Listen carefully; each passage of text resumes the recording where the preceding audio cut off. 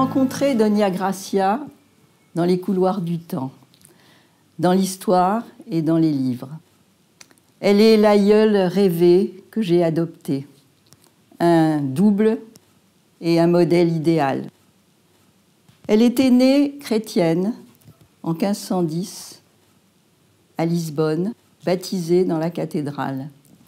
Elle est morte juive à Constantinople, dans la capitale d'un État musulman, en 1569.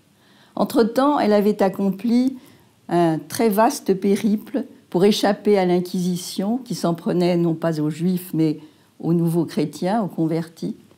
Ce périple l'a menée de Lisbonne à Londres, de Londres à Anvers, d'Anvers aux villes italiennes de Ferrare et de Venise, puis la Raguse, qui est la Dubrovnik d'aujourd'hui, Salonique, la Thessalonique grecque, et enfin Constantinople, la cité ottomane de Soliman le Magnifique.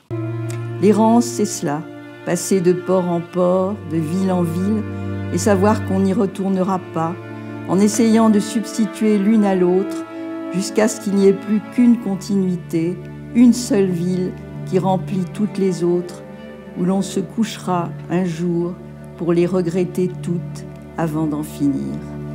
Sa famille espagnole avait été bannie d'Espagne par les rois catholiques et avait été acculée par le roi du Portugal à une conversion forcée, une conversion violente, terrible. La fortune que cette famille avait accumulée dans le commerce des épices au temps des grandes découvertes, cette fortune, Gracia l'a employée à mettre à l'abri des quantités de nouveaux chrétiens pour les protéger des bûchers et des autodafés de l'Inquisition. En contrepoint à l'histoire de Gracia, j'ai choisi d'introduire celle de Thérèse d'Avila, qui était la contemporaine de Gracia et qui était elle aussi fille de convertis.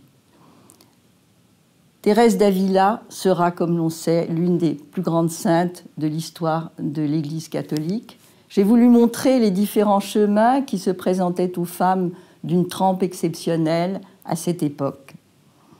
Et ce n'est pas seulement par leurs origines ou par leur génération que Gracia et Thérèse s'apparentent, mais par leur spiritualité, qui mènera Thérèse à créer des couvents et à réformer le Carmel, et qui mènera Gracia à suivre le courant mystique de la Kabbale qui préconise la réparation du monde.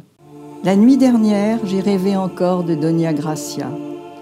Sur elle, j'avais lu beaucoup de livres qui me la montraient tout en me la cachant.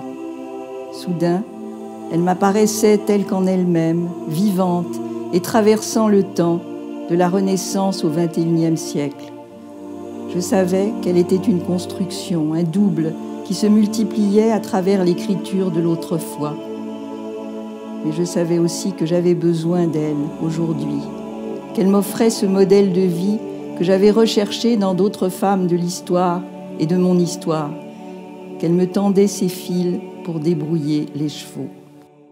J'ai tenu à m'impliquer dans cette histoire qui est un peu la mienne, sur le baptême que j'ai reçu, enfant caché, à l'issue de la Shoah, tout comme Gracia, ou la famille de Gracia, a reçu au cours de la conversion forcée.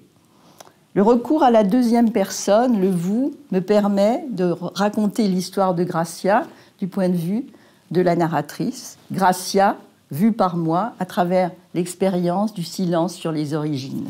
Ce livre est écrit en hommage aux femmes exceptionnelles qui, comme Thérèse, ont sauvé des âmes, comme Gracia, ont sauvé des vies.